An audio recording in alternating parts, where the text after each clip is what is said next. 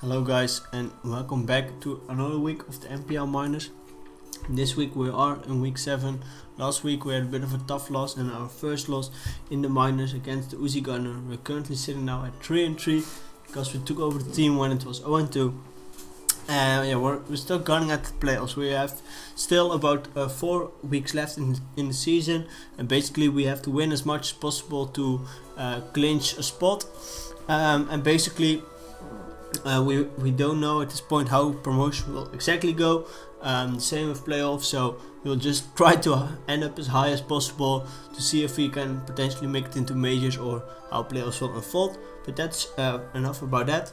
This week we're playing an out of conference match against our good boy the Carnie Hobo.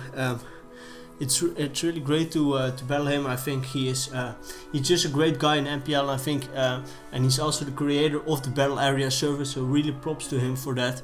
But this week I was looking at his team and it was pretty menacing. And he had some big threats. So his team consists of Landers T with C axis. So that's definitely for sure that he will bring that. Definitely a really scary threat that I have to prepare accordingly for. Then he has a Raiko. Raiko is about a 50-50 to come. I have like a Raperial and Mamoswine, but still Raiko can do quite decently again in this matchup. Then Breloom also does pretty okay versus my team. Against Cinnamons does not do that great, but especially against mainly my offense, for example, it can do pretty great. Copalio, Mega Houndoom can hit pretty hard. Same goes for Mamoswine. Alexam, if he is, for example, Scarf, he could be able to deal with me. And also, if not a size variant, Magpinch can still hurt even if it's resisted. And Polion was a nice, could be a nice bring. Definitely up in the air if he wants it for like rocks or removal. Could definitely see him bringing it. Then his Axie is a really nice defensive pivot. Could be a pivot for like Mamoswine, for example, and for rocks could definitely be nice. Then Pangoro is the dark typing with X to gang shot for the Sylveon. Dark and fighting does pretty well against my defensive core actually. With Gorgai, Slowbro hits it really hard, and then Gang Shot for Sylveon, so it could definitely be a nice wall breaker. Snorlax, I can deal with Snorlax offensively quite to a certain extent. The problem is, however, that Snorlax can pretty much shut down mons like Alakazam and Mega Houndoom pretty effectively with like AV Pursuit for Alakazam and just AV for Mega Doom. So and also a mon like Galvantula, which otherwise also is a pretty decent matchup. So Snorlax was definitely a mon that I could see him bringing. If he brought it, I have to deal with it pretty well with just offensive pressure of certain of my mons and hazards to be able to whittle it down, because otherwise my other mons can't really shine. Then Everlook was also up in the air. Could be a nice spinner because Gorgas would not come in on Everlook that easy. Also can deal with Mamoswine to a certain extent. And can also deal with Salamence to a certain extent, so definitely could be a bring. And Mega Beedrill, definitely thought he would bring Mega Beedrill. Like I have some mons like, for example, Quillfish or something, but Quillfish still gets hit hard by Drill Run. Slowbro takes super effective U-turns, and Raperius takes super effective Drill Runs. Gorgeist can be U-turned on, so I definitely thought the Mega B would be coming, so I definitely have to prep accordingly. Toxapex, while Toxapex is really annoying, can shut down a mon like Mega Doom pretty nicely, Sylveon pretty nicely. I can still deal with it with like Alakazam, Mamoswine. Of course, doesn't want to come into Scald, so that's a little bit menacing. Also Slowbro, so it was up in the air if he would bring it. And Gotitel is also a mon that I could deal if I bring quite an offensive team. I could deal pretty well with Gotitel, but still can be quite a bit annoying. If it's like a trapping set with like Toxic Rest for Slowbro or something like that, if to break my wall core, definitely can be annoying. So that's his team. My team is still the same: Salamence, Cobalion, Gourgeist, Mega Houndoom, Sylveon, Alakazam, Quillfish, Galvantula, Mamoswine, Slowbro, Raperial. So now I also talked a bit about what I expect from his team, so let's just hop right into my team. So my team actually consists of, mainly I started off, okay, I need an answer for Landers. So I started off looking what would be nice, and ultimately I decided, okay, why not just go with defensive Solomons? With Intimidate, of course, and then I thought, okay, let's just put enough speed to still be able to outspeed Landorus, but have a lot of defense, and with this it can also deal with Mega Beedrill to an extent, and just overall be a pretty nice pivot. It has Wish Protect, so I decided to go with Wish Protect because it can Wish Pass into some of my other mons, which is pretty nice. As you'll see later on, mons like Quillfish, Cobalions, even Mamoswine to an extent. Protect is to block a potential Z move from his user, which I believe is the Lando. So if he brings like Moan and Fly, if he brings like Earthquake and Fly on Lando, which is definitely a possibility against my team of Z Flyxes, with Protect pretty much shut down that set because it's Solomon's immune to Earthquake, and with Protect from the Z move I only take 25%, and then I can block Flies every time with the Protect. In the Power Ice it's just to damage the Landorus because still need to damage it, and Dragon Tail is basically to phase the rest of his team out. Then the Charlie Berry is if he is like an SD variant with like a Stone Age. I would still fear that he might think, oh, Salamence could be the answer, so I do go with Stone Edge. So then I have the Charlie Berry, Hidden Power Ice if it's a 2-shot for sure. And I also outspeed, so that's really nice, and that's the Solomon set. Then we have Quillfish, is pretty much also another pivot, also very bulky. I think some speed if he would decide to speed creep me with certain mons. Basically really bulky and basically there to switch into Mega B repeatedly. The moveset is basically spikes are really nice against team. His team is pretty grounded, and then taunt, so to shut down mon like opponent who wants to come in on Quillfish pretty easily, just to taunt that mon that can defog or set up its own hazard, so that's really nice. Aqua Jet just to get some priority chip on mons, for example on Lando it's nice, on Mega B it's nice, and then Ice Beam was just a coverage to hit Lando, but also on mons like Prelume and such, so definitely a 2 coverage option, which was pretty nice. And I needed to run Shetcha. I really wanted to run Rocky Helmet, but it was like he brings in Beedrill, he U-turns once on the Quillfish, he goes out into Gothitelle, and Quillfish is done for, and I did not want that, so that's why I ran with a Shed Shell variant. Then Cobalion is also bulky offensively, just to say. I don't remember exactly where the speed was for, but basically an offensive pivot with Chopper Berry, because he has quite some fighting stab, for example Snorlax could have fighting stab, but also just Breloom in general. And I went with this moveset because I definitely wanted to pressure his team with rocks and hazards in general, because his team was, if I was able to shut down his hazard removal, could be was quite weak to hazards. So definitely want to get up Stealth Rocks. Taunt for the same reason as it was kinda on the Quillfish, also prevents Lando from setting up, so definitely something to keep in mind, because I don't have coverage for Landorus. I opted to not go with that, but I opted to go with Taunt. Then Close Combat hits some of his mons like the Everluck, like the Snorlax pretty hard. I just needed that fighting stab the most.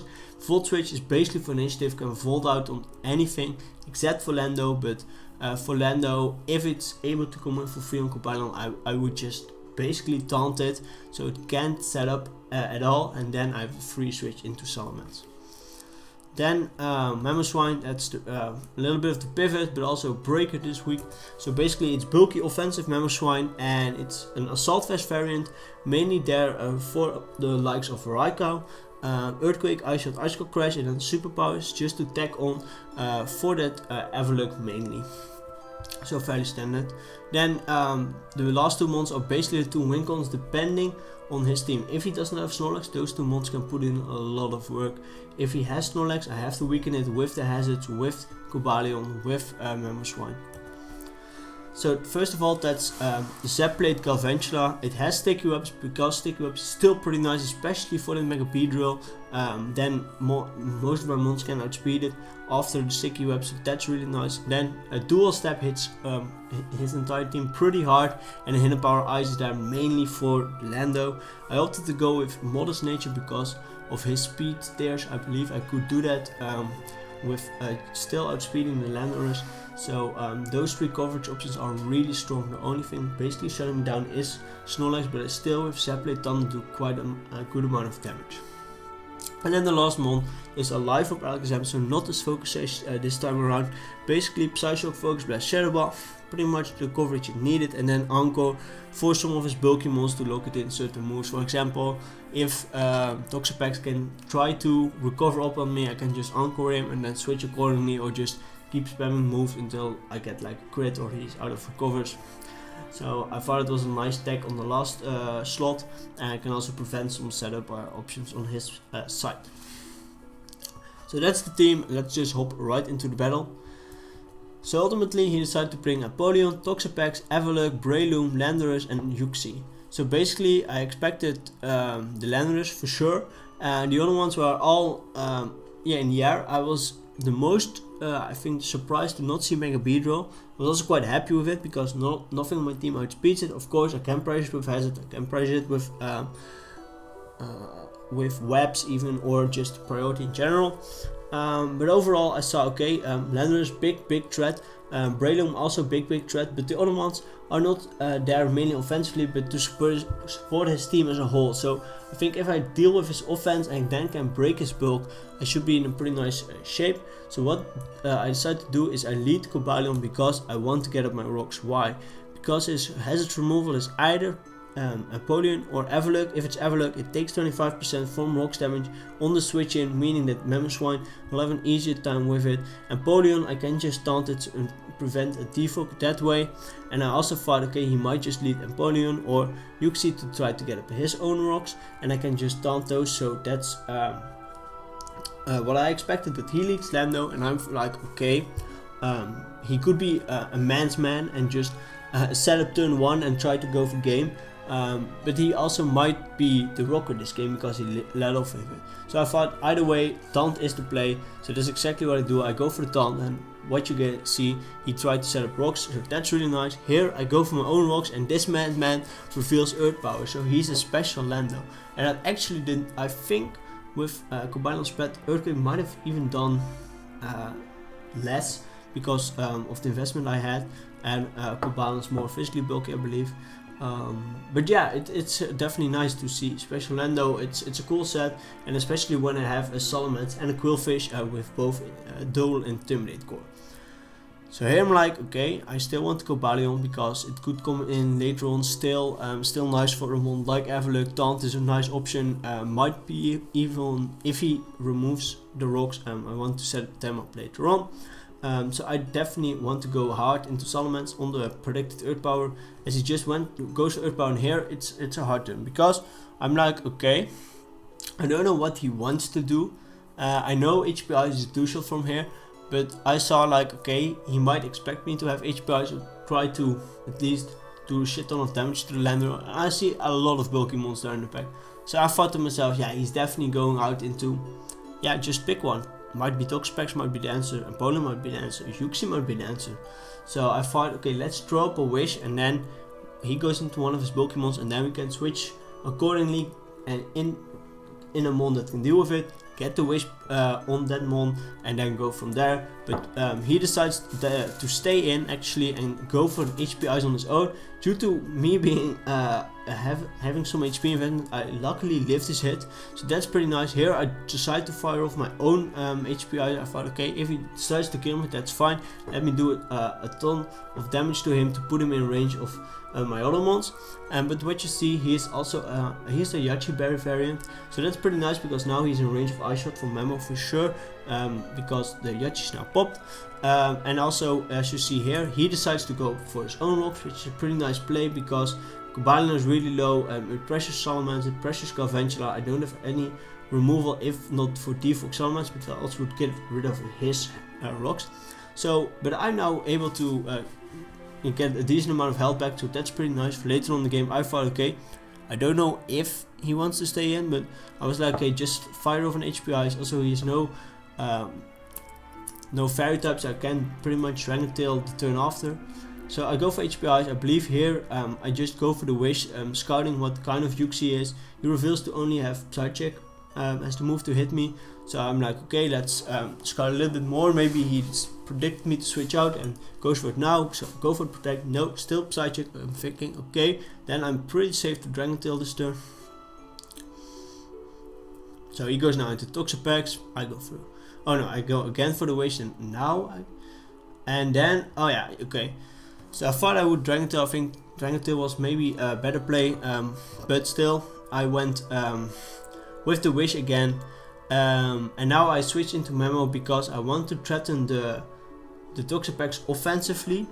I think in hindsight maybe even Galvantula was a better play because it can still take a Toxic Spike pretty nicely, and if Memo gets burned, that's pretty unfortunate. But I think I didn't want Galvantula because it would take a shit ton of damage, but it would get the wish back. So I don't really understand. I think I also thought, okay, what's Memo switching in with the AV, and then yeah, I said it would be Toxapex. So a little bit of a risk. Definitely pays off here. Here I just go for an Earthquake with the. So this was also a bit weird. So I go for Earthquake. I'm calcing and I'm seeing, okay, after the rocks, after the Earthquake, I think this Everlock is in range actually of Superpower. So I go for the Superpower, and what you get, I don't kill it. So I believe this was a roll. I don't know the exact roll anymore, but it definitely had to be a roll because it looked to kill from my Earthquake roll. But now he was able to get over Rapid Spin. But on the other hand, I'm able to kill off his Everlock right here if he decided to stay in, but he just switched out. I thought he would just let his Everlock go down, because if I get another hazard of some sort, it's pretty much a sack. Of course, Uxie was a pretty free switch in, so definitely a good play by him. I could actually not go. I could actually not go for Icicle Crash because it would not kill the Everlock from that range. So I definitely had to go for Superpower or Earthquake, but I thought Uxie might come in. So I thought a little bit of chip might be nice.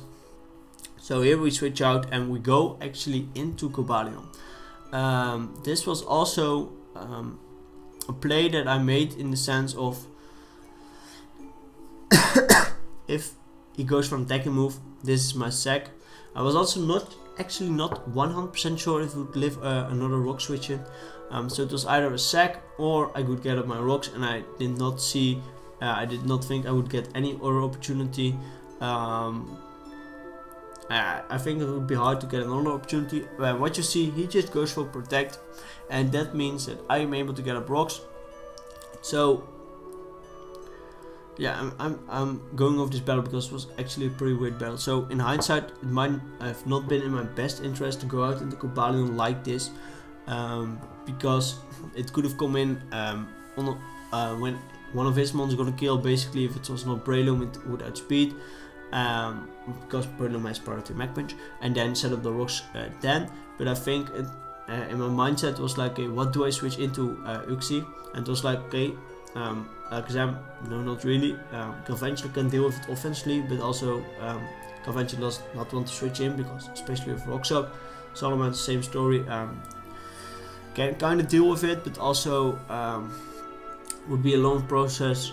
Quillfish could not switch in, so I think that's why I went Cobalion. But he makes a correct play of going Everlock basically to sack it off. But yeah, otherwise it would also just die to Stealth Rock. So here I just killed him for close combat. Then he goes back into his Uxie. I believe I just go for Taunt because I still don't know the full set. So I thought still might be something like dual screens or something. Don't know. So I thought let me just Taunt here, because his probably his only hazard removal is down, so the rocks are there to stay. Then now I go out into Galvantula, just fire off a Bug Buzz. I knew it would not kill. The crit's a little bit unfortunate because he's now in range of rocks. So he fires off Psychic. I know that the Psychic also would not kill, but due to lefties he's actually outside of rocks, so that's better for him. So I go out, go for a Bug Buzz again. Pretty safe play because as you see, when Lander comes in, I will pop it with an HPI. So after, if Empoleon or Toxapex would come in, I would pop it with a Thunder. If Breloom came in on a Bug Buzz, it would either just straight up die or take a shit ton of damage. So here he goes Breloom. I go into my Quillfish because I thought this was a nice pivot, and I saw Quillfish would not do much the rest of the remainder of the match. So he had some bullet seeds here, revealing to me that he's not a live up variant, not a choice band variant. I was not really sure what he was, so I thought let me just throw off an Ice Beam, put him in range for HP Eyes of Salamence, because Salamence can quite well deal with it, with this mon quite well. And I believe here, first I fire off another Ice Beam, because depending how much bullet seed hits he gets, I think he had to get 3 with rolls or 4 to kill the Quillfish. So he goes Toxapex. I'm like, okay.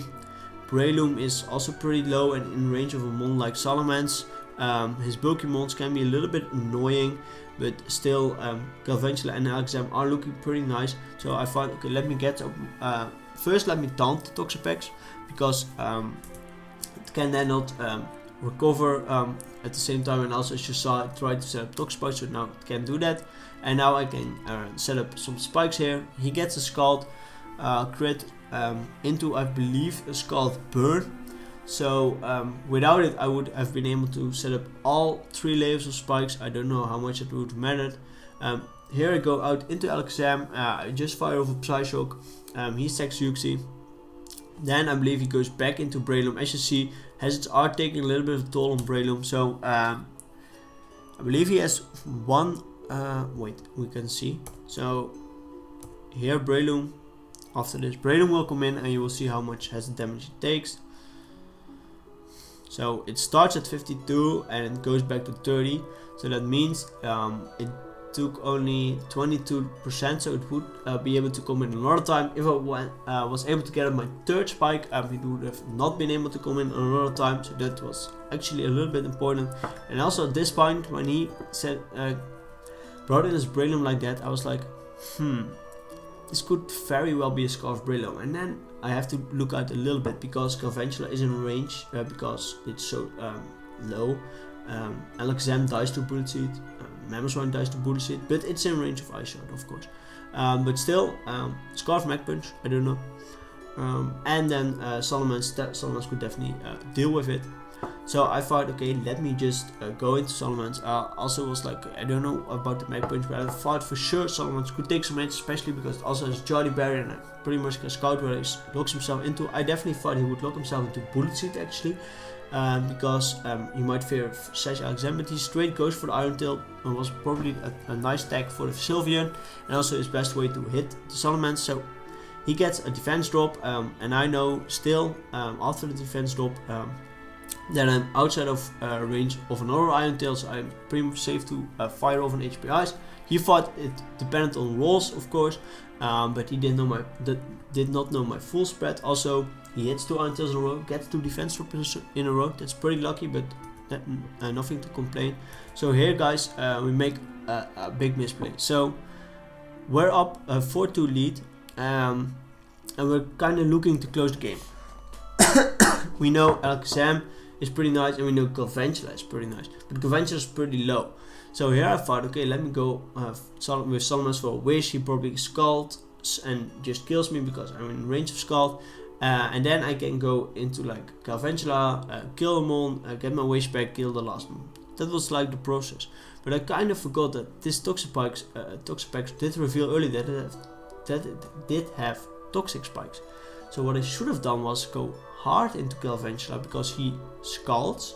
Okay, Galvantula dies, that's unfortunate, but I think with Mamo and Alakazam I should be able to clean the game, because if he Scalds I could go Alakazam, go for Psyshock, go for Focus Blast on the opponent if you decide to go into that.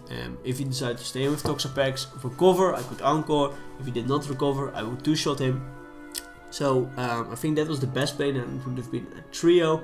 And if I went hard Galvantula on the Toxic Spikes, then I would have been able to clean the game with 2 Thunders because of all the hazards, and Zeppelin Thunder, I believe I would one-shot both of his remaining mons. But yeah, I just stay in, throw up the wish, he throws the Toxic Spikes, then I let Salamence indeed go down.